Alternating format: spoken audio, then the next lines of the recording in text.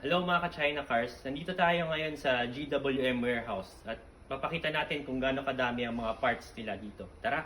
Isa sa mga pinaka-importante sa isang brand ay ang spare parts. Kaya nagtanong ako sa GWM if meron silang spare parts, lalo na if in case kailangan ko ng body parts ng aking sasakyan.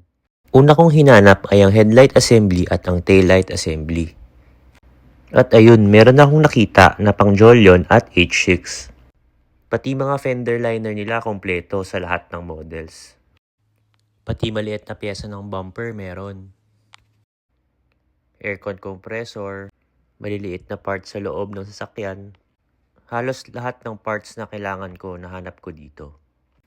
Napakalaking bagay sa mga car owners na kompleto ang spare parts ng sasakyan at sabayan pa ng 7-year warranty bumper to bumper at 10 years warranty or 1 million kilometer sa powertrain tulad ng engine at transmission.